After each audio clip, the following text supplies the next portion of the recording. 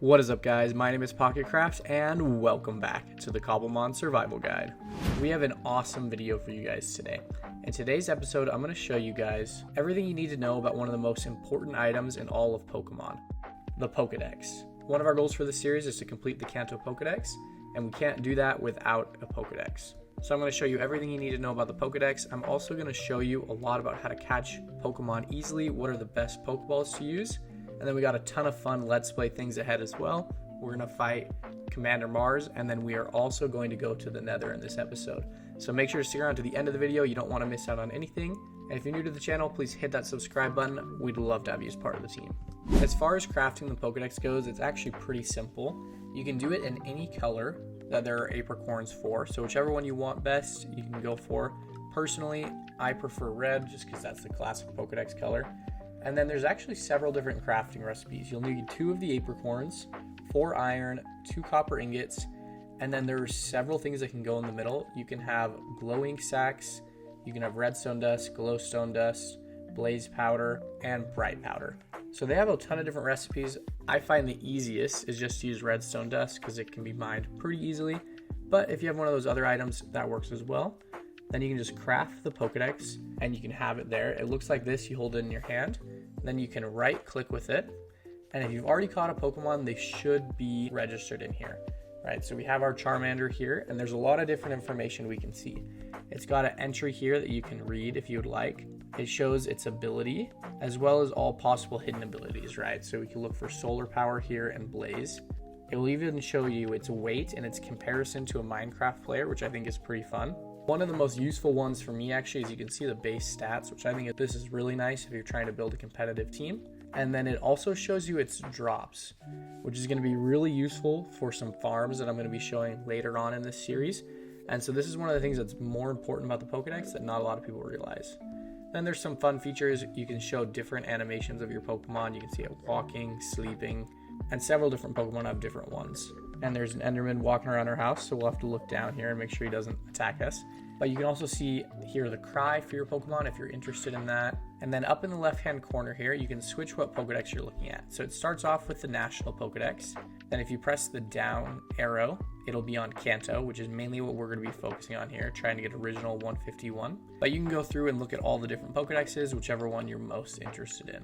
If you've seen a Pokemon but not caught it, or if you've been in a battle, it'll show up, but it won't really have any information. Unfortunately, it doesn't talk about biome spawning, but we'll talk about a different mod in a future episode that will help with that.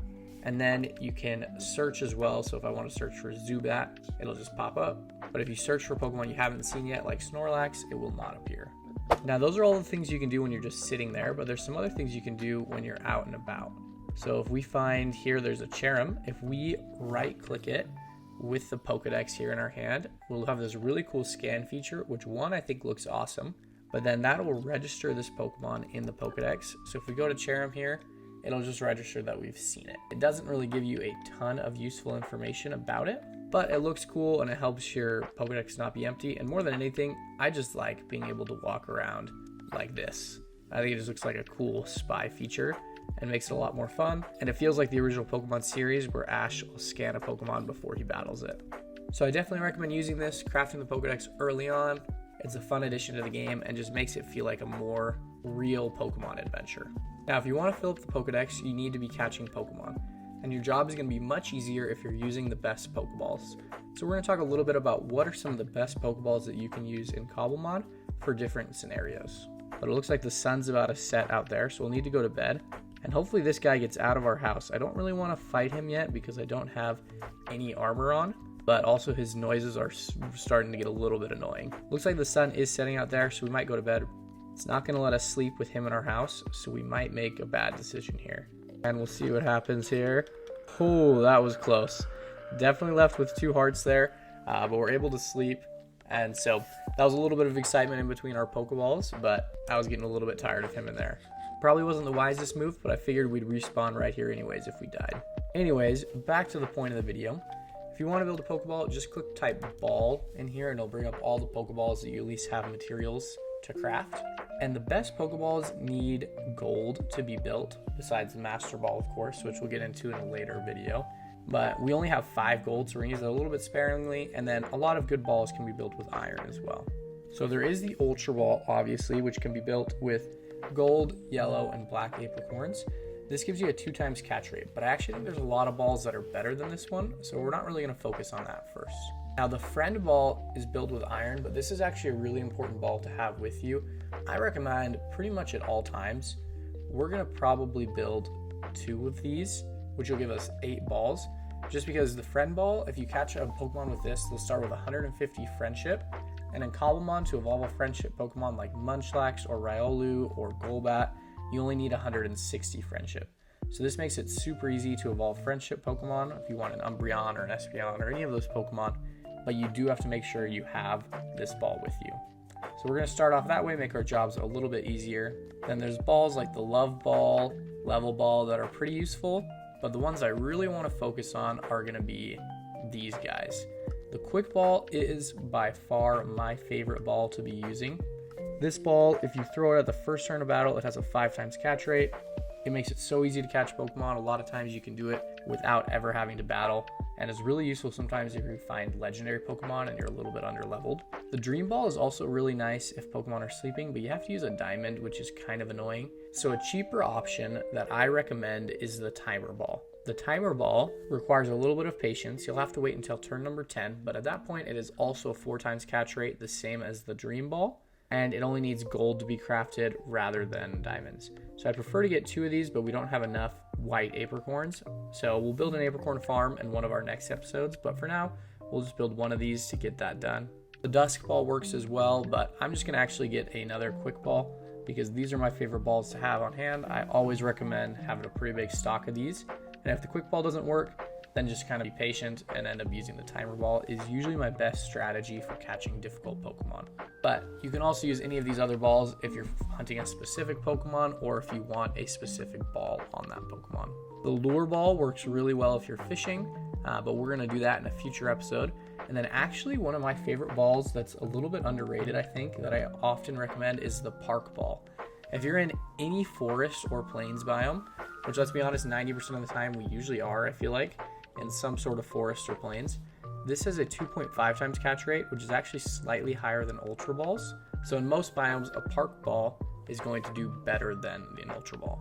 So now we're pretty stacked up on balls, so we should go ahead and catch some Pokemon. But also, it appears our trainer card is shining, which means that Commander Mars has spawned in the world somewhere. We aren't totally leveled up to the level cap of 16, but I'm kind of curious to see if we can go take her. I'm not sure how difficult this battle will be, but I think we'll go ahead and see if we can take her on. So we're going to follow this arrow here until we find Commander Mars, and then we'll start the battle. We definitely need to find some sort of texture pack because Commander Mars looks ridiculous here and not at all like Commander Mars.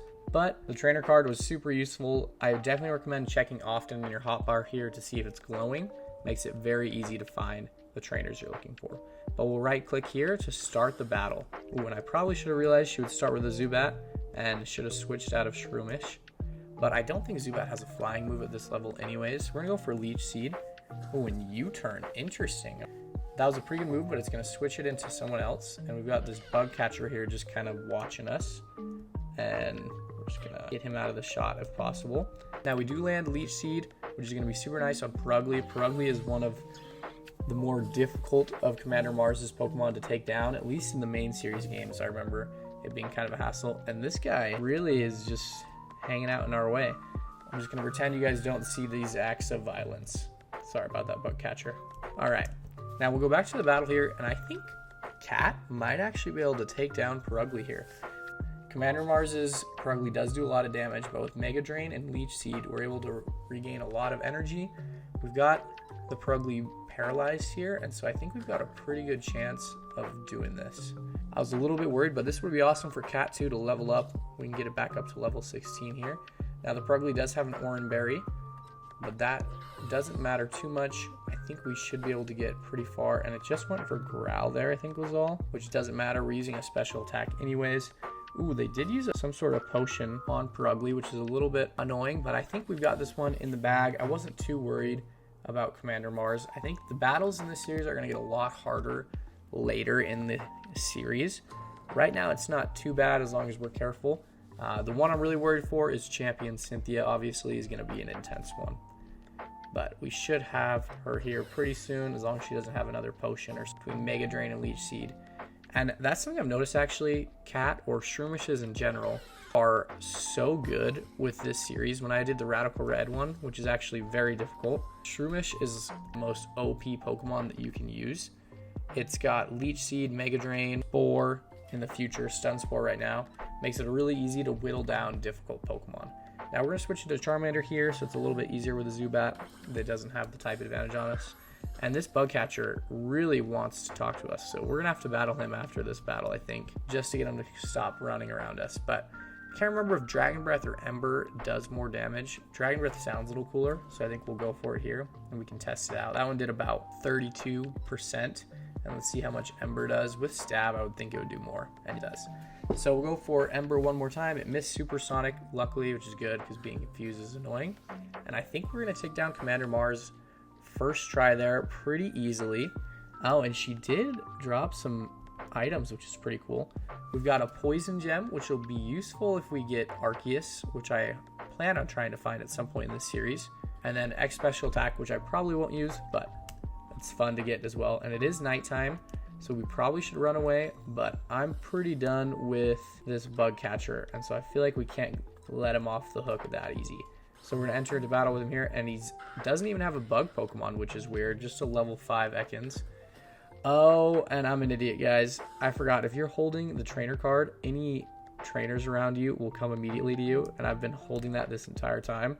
So I'm definitely a jerk. I was just punching this Bugcatcher, even though I was summoning him to me the whole time. That's a little bit awkward.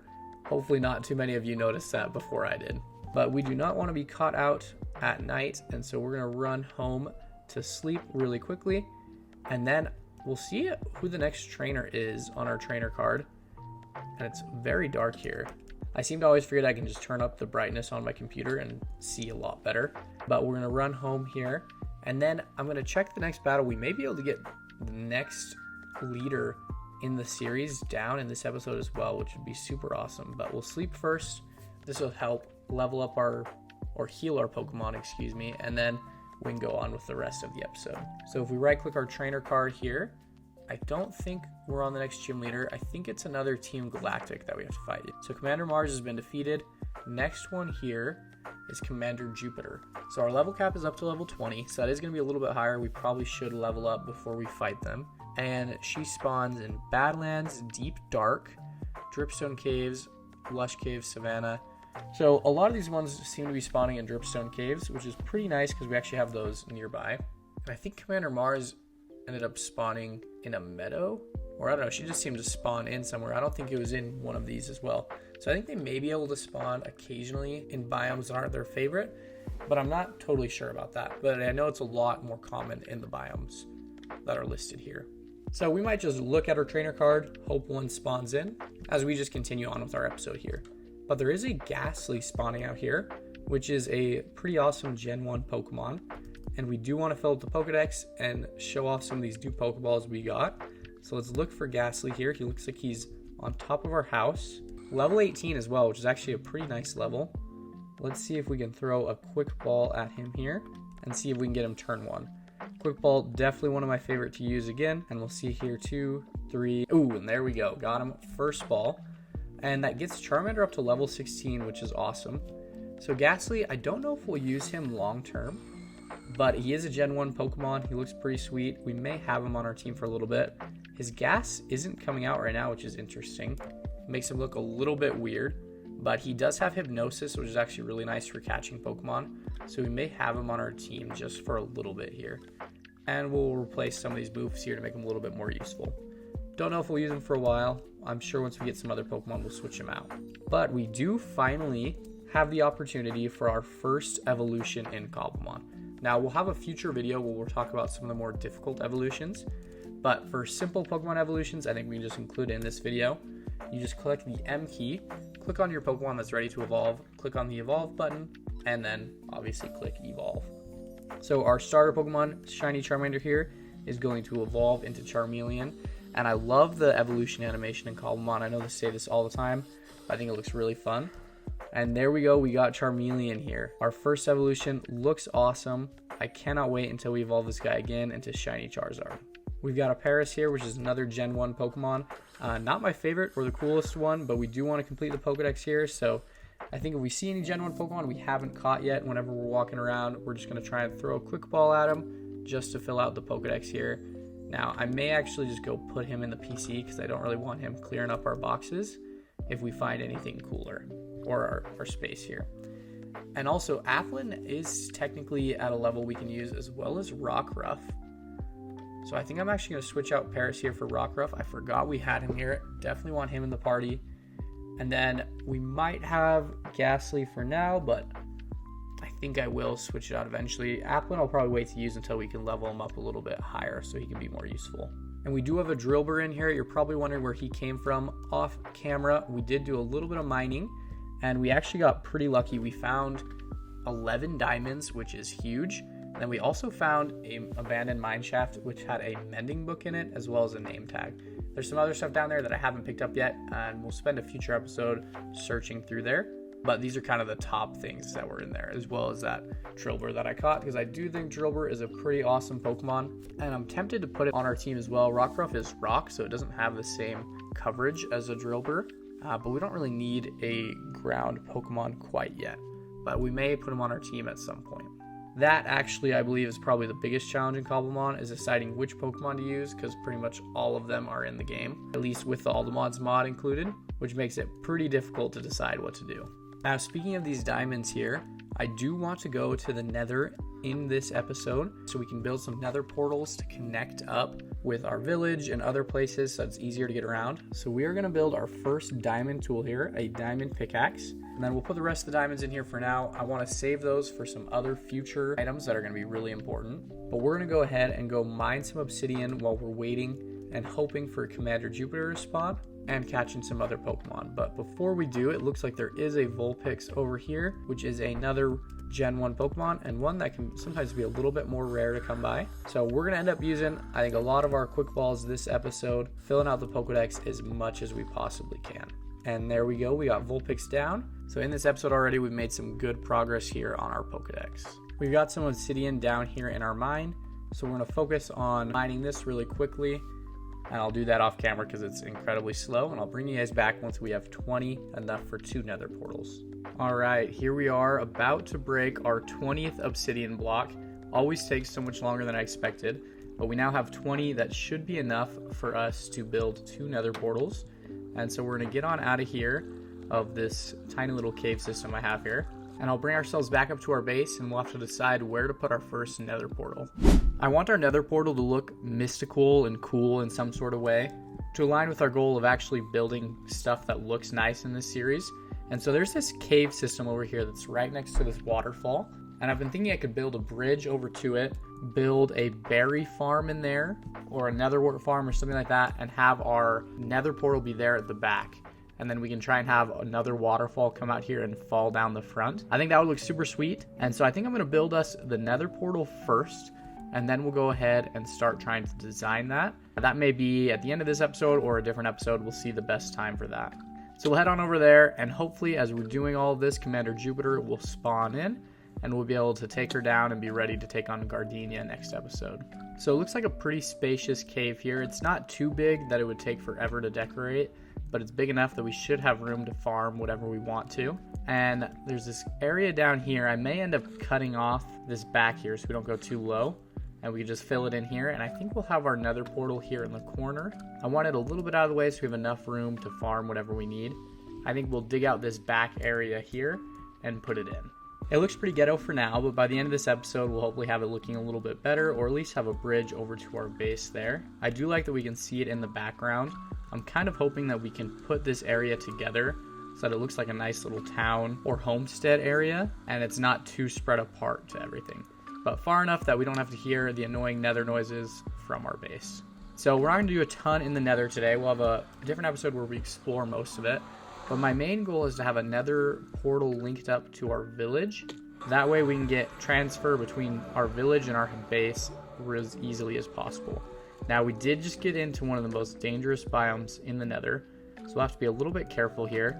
But really all I want to do is add a waypoint here and call this home base portal. And we'll even just disable it for now. But my goal is then I'll run over to the village in the overworld, figure out where it is, build a nether portal there, and then we can make a path connecting these two back up from there.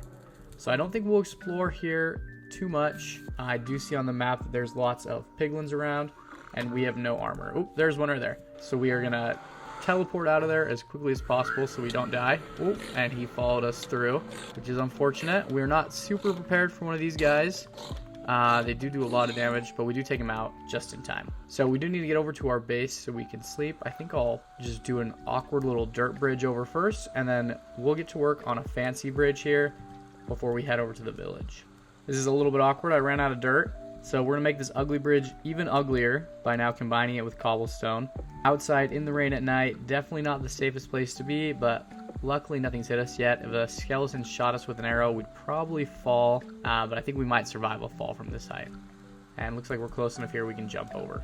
We're smelting some cobblestone here so we can have enough to build our bridge. But while we're doing it, I figure we might as well get a couple battles in so we can level up our Charmeleon here and some of our other Pokemon to get ready for Commander Jupiter and then the next gym as well. Now he's a little bit lower level than I would have hoped, and just one Pokemon, but we did take out Bug Catcher Sammy. One of the nice things about playing with the Radical Red mod is it adds all these other trainers that you can battle as well, which I think makes for a lot of fun. But a level 20 Morlul might be a little bit better experience. Alright, and there we go. We knock out Morlul here, which should give us a good level of experience. Hopefully get us up to level 18. And Charmeleon does look pretty sweet. Definitely excited to have this guy on our team.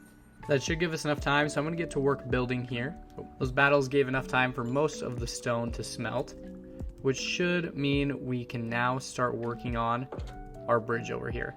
So I'm not going to show this whole process because it'll take me a minute, but we're going to see if we can transform this derpy little bridge into something a little bit more epic. You guys are not going to believe this. I'm in the middle of building the bridge, and don't worry, it's not done yet. It still looks a little bit derpy, but a Suicune just spawned in literally right next to our house. I didn't even realize this was an area where Suicune spawns, but we definitely need to try and catch this guy. I don't know how great our odds are, but we do have Aptos and our Paradox Pokemon here, so we're definitely going to bring those out. It's level 60, and we're going to see, hopefully we'll get lucky and we can just catch it with our Quick Ball that we now have, because we do at least have some good Pokeballs now. I'm a little scared because it's becoming nighttime, so this isn't the best time to be out hunting. We'll just have to be careful that we don't get killed here. We're going to go for Zapdos first, and I'm going to go for a Thunder Wave first, get it paralyzed. And then my hope is just that one electric move doesn't knock it out. I'm a little bit scared to use Discharge actually, so I'm going to go for Ancient Power instead, because I don't want to one-hit KO it. And Ancient Power doesn't kill it, so we're good. It gets paralyzed. I forgot to throw a Quick Ball. I'm an idiot. Shoot, well, we definitely should have thrown a Quick Ball. That's pretty unfortunate. I guess we're just going to have to hope we don't knock it out here. I think we have a pretty good chance. We just got all of our stats boosted there, which does happen occasionally with Ancient Power, which is kind of cool. We'll use Roost now just to get ourselves back up to health. And for safety, what I'm going to do, and I recommend doing this at night if you're catching a Pokemon, I'm just going to build up a little bit higher. And this will keep us a little bit safe from things. It's not a foolproof solution, but at least zombies can't hit us if they come up. Now, we're going to want to wait till turn 10 before we use our best balls. And so I'm actually going to go into some of our weaker Pokemon, and there is totally a chance that they'll just get knocked out immediately. But if Suicune doesn't use any damaging moves, we can try and hit it with one of these Pokemon and see if we can get it a little bit lower. I just think any other hit from Zapdos is probably going to knock it out. We'll go for a Mega Drain here. And we actually landed it somehow. Only does 1%, but I'm just trying to get it down as low as we can before turn 10, and then we'll just throw some Quick Balls at it. And it just keeps using Mirror Coat, which is going to do very little damage. So I think we honestly have a good shot until it uses Crunch. We could try our Roaring Moon, but I'm worried a move from him will knock it out as well. And it is now turn 10, so we could go for another move, but let me see how many Timer Balls we have. We only have 4. So I'm actually going to see if we can get it as low as possible here. Any hit we can is going to be helpful here. And as long as it keeps using Mirror Coat, we can get off a couple hits. It's going to go down only 1% each turn pretty much, which is very little. We maybe could have gotten off a hit with Roaring Moon, but the farther we go here, the less likely that is. We'll go for Rowlett here. and just all of our little Pokemon getting wrecked here. Hopefully we can catch ourselves a Suicune. This would be huge. And they're actually doing pretty good. Rowlett's getting him down pretty low, and the paralysis is helping, but he does get hit with Surf here and he's going to get knocked out. So now I think our best shot with Roaring Moon, I think any of these moves are going to knock it out. So we're going to go for a catch here, and we only have 4 timer balls, so we're just going to have to pray we get lucky. And I can't believe I didn't throw the quick ball. That was a dumb move of me. That is always the best way to catch a legendary, if you're lucky. And, ooh, I thought we had it there for a second. It's definitely closer. And we're just going to throw it again. We have 4 of these. Let's hope we get lucky. And, no way. We just caught ourselves a Suicune. We have got rare Pokemon, I swear, in every single episode of this series. We have been so lucky. I'll have a dedicated video on hunting legendary Pokemon in the future, but so far we haven't even had to hunt these guys. They've just been coming to us. Now, I'm gonna sleep first, just for safety, and then we'll pick up our PC there. So we'll just run in here, go to sleep, but we have quite the team ready. I don't even know which ones we're gonna use once we get to the level cap, because we already have Roaring Moon, Zapdos, and a Suicune, which is awesome. We're obviously gonna have to keep it in the PC, but just to check out its moves and its stats for now. Looks like it has a plus attack nature. Its IVs are only really good in speed and defense, but honestly, pretty sweet. Adamant nature and pretty good moves. Definitely an awesome water type Pokemon. Love that we get to have this guy on our team. We'll put Ghastly and Rockruff back in our party here. Now I'm gonna go and finish up this bridge, hopefully make it look a little bit nicer, and then we'll come back. We finished the bridge, and so I'll show that in a second. But right now I'm on my way to the village to connect up the Nether portal, and we just found a wild Druddigon. Now I don't know if I'll use this on my team long term, but I feel like it looks cool enough, and it's a rare enough Pokemon that we've got to go ahead and try and catch this thing. And so we'll start with a quick ball, and hopefully we can just catch it that way. But I've never seen a wild Druddigon in Cobblemon. This is another one where you do need the Aldermon stat pack for it to spawn. And we got it right off the bat with that quick ball, which is huge. Again, quick balls really are my best suggestion for catching rare or difficult Pokemon in Cobblemon. They make it so much easier. All right, we've made it back to our village, and there is a Drowsy here, which isn't our Pokemon I really want to use on our team. However, it is a Kanto Pokemon, and we're still working on filling up the Pokedex, so we're definitely going to go for it. Just for fun today, since we have been focusing on the Pokedex, we'll go ahead and scan him first too, just because I think it looks really cool. But now that he's scanned, we'll go ahead and just throw the quick ball, and hopefully that should catch him and add him straight to the Pokedex. And we got him in one. There's also a Tauros here, and so I think we might as well go for it right off the bat. Tauros is actually one of the best Pokemon to use for training your Pokemon. I love training my Pokemon in plains biomes. We'll talk about that in the future, but Bouffalant, Tauros are able to give a lot of experience. And now he did escape, which is not great, because Tauros can be pretty difficult to take down actually, and this battle may be a little bit longer or more difficult than we expected. But after we catch him, we can go ahead and heal up our Pokemon here, because there is a healing machine in the village, and then we'll go ahead and build that Nether portal. We do also have, with the Aldermons mod, the Hisuian Tauros do spawn in this game, which could be a fun, different kind of Pokemon to use on our team. It's definitely going to be hard to decide our final team members in this game, because there's so many cool ones that are included in Cobblemon, especially with the Aldermon stat pack. Ooh, I was hoping we could get some sleep off on this guy, but he's just going through and sweeping our whole team. Hopefully Poliwag will survive, and he will not, so we're in a little bit of trouble here. Let's try Cat. Usually can survive a little bit longer than other Pokemon. We'll go for a Leech Seed to see if we can get a little bit of health coming back for us, and we'll go for Stun Spore. We'll see if we live that. We do live a payback, and then hopefully we can get it to not hit us next turn and we can regain a little bit of health. And it is turn 10, so I'm actually going to go, I don't know that I want to use all my Timer Balls on a Tauros, so I might go for a Great Ball here, and then we could go Timer Ball next time, but I'm hoping we can just catch it with the Great Ball. 1, 2, and 3. He broke out. I forgot, it's not like Pokemon Go, where if you get 3, you get them immediately. So we don't catch him yet, and we're on our last Pokemon, which is a little bit unfortunate. Now, Leech Seed should still be in effect, so I don't think it did it that turn, but it should still be in effect. So I don't think I'm going to go for any damage, and I might go for the Timer Ball here, because Tauros has been a little bit more difficult to catch than I expected. But once we've got him, he's in the Pokedex, and we don't have to worry about it anymore. There we go. Definitely more difficult than I expected, but he's in the Pokedex, and it did get Rockruff up to level 19. So an important tip about villages while we're here. In villages, you'll see these buildings here, which aren't in normal Minecraft villages. And these are basically Pokemon centers. You can have a healing villager in here, or a nurse, which we'll talk a lot about in a future episode, probably next episode actually. But in here they also have a healing machine.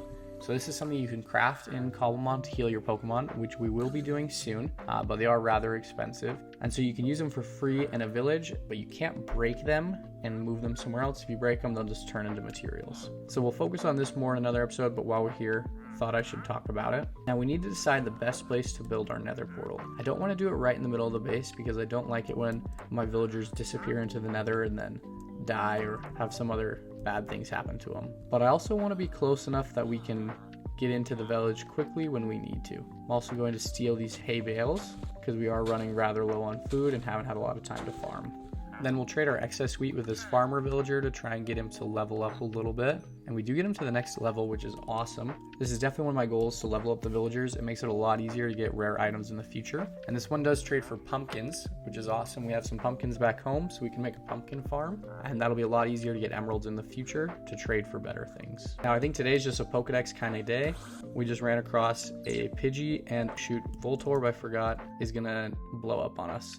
And so I want to catch the Voltorb as well. We got to get out of here before it blows up, and then we can come back and catch the Pidgey. Yeah, as long as we're in the... Oh, no. I got into the battle with Pidgey instead of Voltorb. Oh well. I was hoping to be able to catch Voltorb as well. We'll go back and catch one at a different time. But we might as well get Pidgey on our team. I want to do as much as we can every episode. I think that's going to be the easiest way to fill up the Pokedex. Anytime we see one, we go for it. Also, something important I don't think I've mentioned, and we did just catch Pidgey, so that's huge. I changed the name of the Wheel of Doom to the Wheel of Destiny. It was originally called the Wheel of Doom because it was in my hardcore world, and most of the challenges were things that could get me killed. But I realized it didn't really make sense for this world where dying doesn't really matter because we're not in hardcore mode. So I changed it to the Wheel of Destiny and changed some of the challenges to more be interesting things that you guys would enjoy watching in the Let's Play rather than just dangerous things. So if we hit our member goal, we'll spin the Wheel of Destiny, and I'll do whatever the wheel lands on in the next episode. So if you'd like to support the channel and get some cool perks like Pokemon named after you, then hit the join button below. But either way, thank you so much for watching. If you're enjoying this video, hit that like button and we'll get back into it. I wasn't really planning on going on so much of a catching spree, but we've been running into a ton of different Kanto Pokemon, and so I figured we might as well throw them all in the PC while we're here. There we go, we got Lickitung, so that we don't have to come back for them later. Meowth, I think, is the last one I see here that's from Kanto that we haven't caught yet. And then we'll get back into the reason we're here. And there we go, first ball. That's the great thing about these quick balls, like I'm saying. All these Pokemon besides Tauros we were able to catch in the first Pokeball. And something huge actually that I forgot to mention is Rowlett got to level 17 and he is now able to evolve into Dartrix. So we're going to go ahead and evolve him here right now. This is pretty sweet. Both of our starter Pokemon got to evolve this episode, so we're getting one step closer to having a Charizard and a Decidueye on our team, which I think is going to be awesome. So Dartrix, I think, doesn't look nearly as cool as Rowlett or Decidueye, but we're one step closer to Decidueye. And it is nighttime, and I want to keep these villagers safe, so we're going to go to sleep immediately, and then we're going to find the best spot for this nether portal. And sorry, sir, we are going to take your bed. Now, we'll design this better in the future, but for now, I think this is far enough away that we're probably not going to get any of our villagers wandering over here, which really is my main goal. And so then we're going to build our nether portal here, and these are just placement blocks for now. I'll get rid of those in a minute so it doesn't look too derpy. And once we get more obsidian, we might make a nether portal that looks a little bit nicer, but for now we're just making one that works. Time to activate our second nether portal. Rockruff is ready to go. I'm not sure how much you'll end up liking the nether Rockruff, but he's brave, and so let's hop right in. Soul Sand Valley, a little bit of a scary place to be. And we're going to set a waypoint here and enable the other one. So this is going to be Village Nether Portal. So again, these waypoints are great for navigating in the Nether. And it looks like, how many blocks away is this? It's only 132 blocks away. And we actually might be able to dig through, which is awesome. So I'm going to try and dig through and see if I can just get straight over to our other Nether portal so we can transfer between them. And I'll bring you guys back when we get there. Well, our tunneling was going great, and I thought we were going to be able to make it all the way to our other nether portal just tunneling, but it looks like that may not be possible. So we're going to try and do something that is terrifying to do in the nether. We'll hope there's no gas around to shoot us down, and we're going to build a little pathway here, and then I may end up just enclosing it in netherrack as well. We've been digging through so much, so I have a ton of netherrack in my inventory, So I think I'm going to dig over here. I want to make this path as straight and as safe as possible. Ideally, I want to make it so we can just go straight between our bases without ever having to be in danger. And so I think I'm just going to extend this all the way out. And if you were below, it would probably look a little bit weird. But as long as we're in our path, we'll just see this netherrack path and shouldn't have to worry about anything. So I'm going to keep working on that, and let's hope we don't fall down. So we ran out of netherrack literally feet before where we needed to go. But we'll be able to gather some more just continuing on the path. Oop, and our floor came out from beneath us here. So we're going to have to be a little bit careful, but I'll continue building this, and we will make this look prettier in the future. I have plans for a huge nether hub to be able to get us to pretty much any biome in the game at some point. And when we have that up and running, I have a cool design in mind that'll make it look a lot better. But for now, we're just going to make this functional so we can get back and forth between the village easily. We just got out of our tunnel, and the nether portal is just right over there. We have to be careful because there are some monsters around. I'm just going to throw up a bunch of torches around here for now, so it's easier for us to find out where we need to go. And then let's just hop back through here and hope nobody sees us. Once we have some armor, we're going to explore the nether more, find a nether fortress and stuff like that. But for now, I just want to go back to our base. Now, I did finish the bridge. If I'm being honest, the design did not end up looking as good as I was hoping. I still think it looks nicer than just a normal platform over, but we may have to go back through and put some detail work in. This is the bridge. I do like it. I think it looks nice. I think this just looks a little bit too plain, so I may throw in some cobblestone slabs here or so you add a little bit of detail work. But let's head back to our base, and we do need to make this a little bit more path blocky, so it's not just some grass stairs down to it. So we'll edit that as well, but for now, I think it is just looking nicer having some other things built in the world. And I was about to end this episode actually, but it looks like Commander Jupiter is spawned in the world somewhere. And I think I do see her off in the distance on the minimap. So I was worried we weren't actually going to be able to get Jupiter in this episode, but I think we are. There is a zombie coming after us, and so we'll have to take him out. And our tool breaks. I could use a Pokemon on him, but I kind of want to save my Pokemon for this upcoming battle. So we're just going to have to keep punching the zombie. Now we are a little bit under-leveled for Commander Jupiter, but I think we should be close enough to be able to take it out. I do have a sword, so we should be good now. Again, the Dark Forest strikes again, a little bit dangerous. There's a lot of cover here for monsters, but that's okay. This trainer card really is so useful. Just have it in your inventory where you can see it and wait for it to light up. Commander Jupiter was here, but I think I just saw her disappear. Looks like she must be underground somewhere, and it looked like she was here, so we may just have to dig down a little bit. I'm going to break the biggest rule in Minecraft just for sake of time, and don't tell anyone, but I am going to dig straight down. Well, I was silly and took it off camera, but as you may expect, what happens when you dig down in Minecraft did happen. I fell and landed on a stalagmite. And there's a wild Dartrix here. Now, we already have one literally in our party, and this one's a level higher, so I don't think we'll switch to using this one, but I feel like I can't just pass a starter Pokemon and not catch it. So we'll throw a quick ball, see if we can add him to the team, and then we're going after Commander Jupiter. I do see her off in the distance, but we are going to get attacked here, which is a little bit annoying. Now, unfortunately, this Dartrix is kind of destroying our Dartrix, which is a little bit annoying. But hopefully we should be able to catch it here. I think we should have gotten it down far enough now. If we can hit it with one more peck before it knocks us out, but it is going to knock us out. And now we are going to be going into this battle without our Dartrix, which is a little bit unfortunate. I don't really want to knock it out with Charmeleon, so we'll try and go for a scratch here, and hopefully that doesn't do too much damage. And actually, we're in a forest biome, so Pokeballs will do pretty well. So we'll go for those right here and see if we can catch it. Ooh, almost had it. That was a mistake because now he's going to get more damage off on us. Tempted to just ember him and get him out of the way now, but I'm set on catching it. I think we do have some orange berries, so we should be able to heal up Charmeleon at least.